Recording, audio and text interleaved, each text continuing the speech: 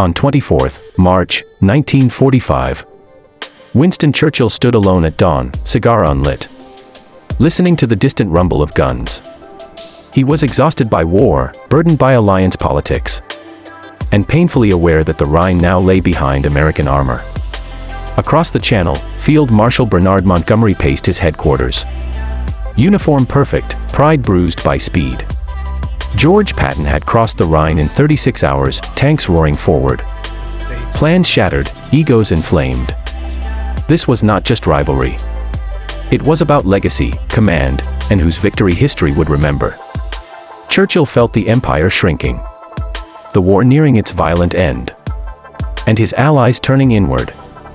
In London, cables arrived through the night, sharp with accusation, demanding Patton be punished. Montgomery wanted Patton's head figuratively. Furious over precedents, terrified that his strategy looked obsolete. Churchill understood ambition deeply. He had built coalitions from stubborn men and broken them before. He remembered Gallipoli's shadow, remembered failures judged by history, and the cost of pride. The world waited, poised between victory and fracture. As armies still died daily and alliances stretched thin, Churchill reached for his pen slowly, knowing his words could calm generals or ignite something far worse. What he would say next would echo from London to the Rhine, shaping the final weeks of the war. As dawn lifted over Europe, Churchill prepared a reply, measured, dangerous, and decisive. It was a moment that balanced ego and unity, with millions watching unknowingly, and history holding its breath. On 25th March 1945, Churchill finally dictated his response. His voice calm, yet edged with quiet warning. He did not rage, he did not flatter. Instead, he framed victory as something collective, fragile, and easily undone. In his message to Montgomery, Churchill praised initiative, while reminding him that war rewards results, not precedents. He acknowledged Montgomery's careful planning, his long road from El Alamein, and his deeply bruised sense of command. But Churchill also made it clear, Patton's crossing saved lives through speed, collapsing German resistance before it could regroup. Behind every sentence lay calculation. The alliance with America mattered far more than British pride. Churchill knew Roosevelt was watching closely, measuring British resolve, sensitivity, and willingness to share glory. To punish Patton now, he believed, would fracture trust and embolden enemies still fighting desperately. Meanwhile, in Germany, civilians fled westward. Soldiers surrendered in waves, yet artillery still thundered daily.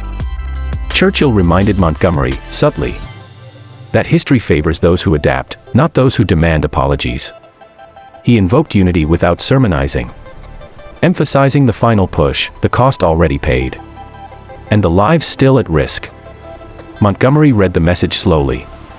Anger cooling, replaced by calculation. Pride wrestling with reality. Around him, staff officers waited, sensing this was larger than one general's reputation. Churchill's words carried finality, not dismissal, but a firm refusal, cloaked in careful statesmanship. The war would move forward without public rebuke, without court-martial, and without broken alliances. Yet the rivalry was not over. It had merely retreated underground, sharpening quietly for the battles yet to come. On 26th March 1945, Montgomery stood before his maps, red arrows frozen, reflecting on the speed of events. Patton, meanwhile, pressed eastward, engines growling, columns stretching, entirely unconcerned with London tempests. American troops crossed bridges at Oppenheim under smoke and fire. Hungry, exhausted, feeling history tilt beneath them. Churchill followed the reports closely, weighing alliance politics, watching headlines form, fearing a public rupture. He understood Patton's recklessness, yet valued momentum, especially now, as Germany began to unravel. Montgomery's staff whispered frustrations. Supply lines lagged, credit seemed stolen, resentment hardening with every hour. In Washington, generals debated quietly, respecting Patton's daring but wary of his impulsive tongue. Churchill drafted further notes, not to escalate conflict, but to seal unity before victory slipped from grasp. The Rhine now lay behind them, German morale shattered. Command structures collapsing, time accelerating. Montgomery realized that punishment would look petty to allies and soldiers alike. Bleeding forward daily. Patton sensed controversy distantly. Focused on maps, fuel, and the relentless pull of destiny. Churchill's refusal had settled unofficially, no heads rolled. Yet pride was bruised deeply within British command. The war rushed onward, relentless and loud, leaving little space for wounded egos. Soon, another confrontation would surface, not through words alone, but through strategy, territory, and influence.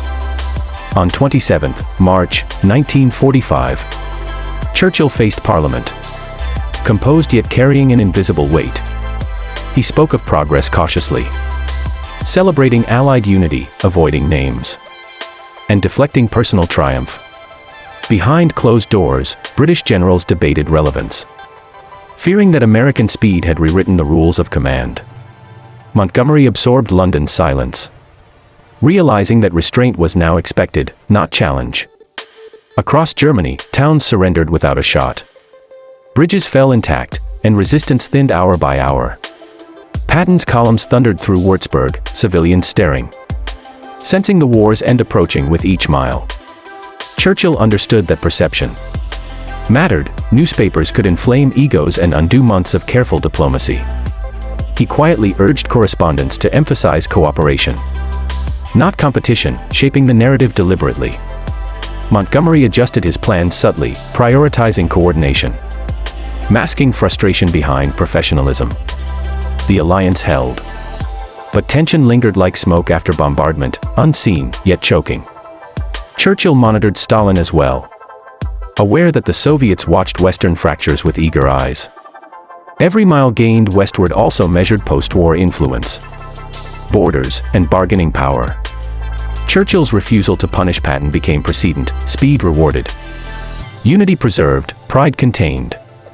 Yet beneath the surface, British command felt diminished, an empire adjusting to the new reality. The war pressed on, relentless and loud, leaving little time for wounded pride. On 28th March 1945, the consequences of Churchill's decision began to appear quietly. Montgomery moved his headquarters forward, posture rigid, discipline intact, carefully masking disappointment. He understood now that speed defined this war's final act, not methodical perfection. Across the American lines, Patton received no reprimand, no warning, only fresh orders to push forward. That silence spoke volumes. Churchill had chosen momentum over hierarchy, results over protocol. Soldiers sensed it too. Morale surged, and the feeling of unstoppable advance grew stronger with every mile.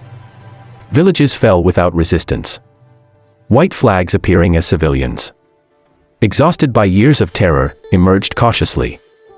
Churchill studied intelligence briefings late into the night, noting German units dissolving, command coherence collapsing. Every rapid advance shortened the war and saved lives, yet risked political friction and diplomatic tension. British officers worried privately, their influence shrinking as American armor dominated headlines and reports. Montgomery wrestled with this reality, realizing the world after victory would not resemble the one before. Churchill anticipated that shift, the empire fading, the alliance redefining power balances. Patton pushed toward the main river, relentless, convinced that history favored audacity above all else. Churchill watched him warily, respecting brilliance, fearing recklessness, yet trusting the outcome.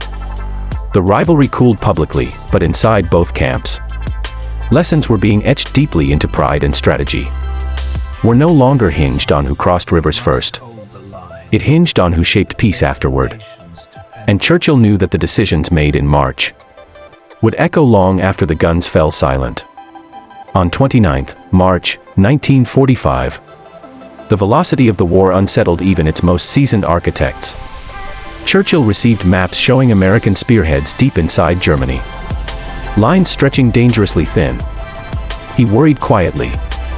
Speed could invite disaster if German forces regrouped suddenly or unexpectedly counterattacked. Montgomery shared those concerns privately, his caution resurfacing as strategy battled frustration within him. Yet Patton ignored distance, trusting pressure, convinced that the German collapse would come faster than resistance. German command fractured hourly, orders conflicted. Retreats replaced resistance across every front. Churchill balanced risk carefully, recalling past offensives where speed had outrun supply and prudence. He sent measured encouragement, warning subtly, without ever clipping initiative openly. In the ruins of Frankfurt, civilians emerged cautiously, witnessing history reverse violently before their eyes. Patton's troops seized crossings intact, preventing delays and validating Churchill's earlier restraint. British formations advanced methodically, securing flanks, absorbing less glory but more responsibility.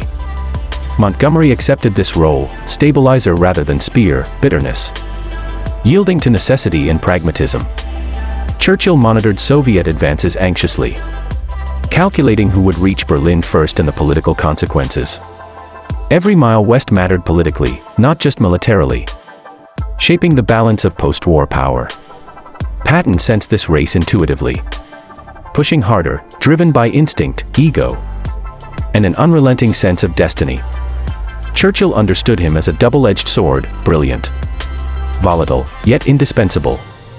The alliance strained under pressure, but it held. And Churchill knew that another test of judgment awaited him soon. On 30th March 1945, Churchill's private doubts deepened, even as success multiplied across the front. Reports showed German armies surrendering en masse.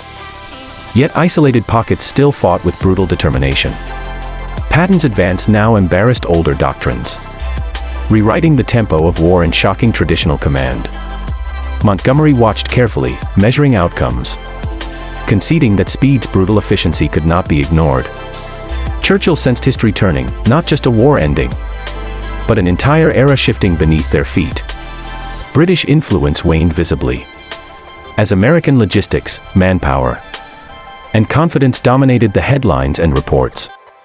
In cabinet discussions, Churchill defended unity fiercely, silencing voices demanding British primacy or retribution. He argued that victory shared was better than victory delayed or fractured. Montgomery remained outwardly loyal, yet inwardly recalibrated, adapting to reduced authority with careful calculation. Patton relished the momentum, yet bristled against political restraints, feeling destiny pulling him ever eastward. Churchill worried that such unrestrained ambition could spark crises beyond Germany. Far from the battlefield, the earlier demand for Pattons had now seemed distant, almost tragic in hindsight, a reminder of fragile egos. What mattered now was speed balanced by control, ambition harnessed by statesmanship and diplomacy. As March closed, Churchill prepared for April, knowing that peace would prove harder than war itself. The decisions made here, between egos, empires, and strategy, would define the post-war world. On 1st April 1945, the war entered its final, most dangerous acceleration. Churchill awoke to intelligence summaries showing fronts collapsing, yet risks multiplying with every mile gained. Patton's forces surged eastward, outrunning expectations, outrunning caution, outrunning politics itself. Montgomery coordinated deliberately, securing flanks, ensuring supply, accepting a quieter, yet essential role. Churchill saw wisdom in both approaches: speed to break the enemy's will, caution to prevent catastrophe. German cities fell like dominoes, yet fanatic units still fought fiercely, inflicting sudden, deadly losses. In London, Churchill confided to his aides that victory's chaos frightened him more than stalemate ever had. Every unchecked advance risked Soviet misunderstandings, accidental clashes, or post-war bitterness across Europe. Patton spoke openly of Berlin, of pushing harder, of finishing the war decisively and on his own terms. Churchill admired the hunger, yet feared the consequences beyond maps and medals, beyond immediate victories. He drafted messages carefully, encouraging momentum while restraining ambition between the lines. Montgomery read these signals clearly, realizing Churchill's trust had shifted strategically, if not personally. The the rivalry had evolved. It was no longer about Rhine crossings, but about shaping the peace to come. Churchill sensed the coming arguments over borders, governments, and influence. Ideologies colliding quietly yet inevitably. American speed now defined headlines. British steadiness defined outcomes, together holding a fragile balance. The decision to spare Patton earlier proved crucial. Morale remained high, and unity intact. Churchill reflected privately that leadership meant knowing which egos to restrain, and which to unleash. As April advanced, the guns roared louder, yet the end felt uncomfortably close. Soon, Churchill would face Patton and Montgomery again, not through cables, but through consequence itself. On 3rd April 1945, Churchill felt the weight of inevitability pressing harder with each passing morning. The Rhine dispute now seemed a distant prelude, a warning of conflicts yet to come.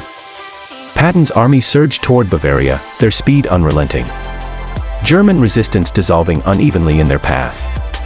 Montgomery secured the north methodically. Ports and supply arteries preserved for the aftermath of victory. Churchill watched both advances converge toward success, yet diverge toward different futures and influences. In private correspondence, he admitted that Patton's audacity had shortened the war, but complicated diplomacy in its wake. The Soviets advanced relentlessly. Their intentions opaque, their sacrifices undeniable. Their gaze fixed on Berlin. Churchill feared misunderstandings. More than battles now, a single misstep could reshape Europe entirely. Montgomery understood this calculus. Patience became strategy, and restraint became a form of influence. Patton bristled against invisible limits. Sensing political lines he was forbidden to cross, yet unwilling to slow. Churchill balanced praise and warning delicately. His words chosen like artillery coordinates, precise and measured. He recalled Montgomery's demand weeks earlier. Now almost tragic in hindsight, a reminder of fragile egos in wartime. The war had outgrown personal rivalries, replaced by continental stakes, political calculations, and ideological shadows. Rumors of German surrender circulated constantly, hope rising even as danger sharpened simultaneously. Churchill knew that the decision spared earlier had prevented fractures now, keeping unity intact under strain. As April progressed, the question shifted, not who crossed first, but who would decide last. The guns still spoke loudly, yet diplomats sharpened their pens quietly, preparing for the war's next chapter. Churchill prepared himself, knowing the final act would test his judgment harder than anything before. On 6th April 1945, Churchill finally reflected aloud on the choice he had made. The Rhine argument had faded, yet its lesson burned clearly: unity outweighed wounded pride. Patton advanced still, contained by politics, unleashed by necessity, an emblem of American ascendancy. Montgomery held firm positions, disciplined and essential, anchoring order amid speed and chaos. Churchill recognized both men as instruments of war, not heroes alone, each shaped by circumstance. He told his aides quietly that victory demanded tolerance, not vanity, especially among allies. The words he sent weeks earlier, restraining punishment, preserved momentum and saved the fragile cohesion of the alliance. Germany's collapse accelerated. Surrender whispers growing. Civilian suffering nearing its long-awaited end. Churchill's thoughts turned beyond battlefields, toward conferences, borders, and the fragile peace to come. He knew historians would argue for decades about Patton's daring, Montgomery's caution, and his own judgment. Yet he believed firmly that breaking Patton would have broken something far greater, the alliance itself. The alliance endured, bruised but intact, carrying the war to its conclusion. Every decision echoing beyond the battlefield. When victory finally arrived weeks later, it belonged to no single commander. It belonged to restraint, compromise, and the decisions made under unbearable pressure. Churchill accepted the cost, pride swallowed. Influence shifting, history advancing relentlessly forward. The Rhine crossing became legend, but the refusal behind it shaped the ending itself. In war's final chapter, leadership meant knowing when not to strike, when to trust, and when to hold back.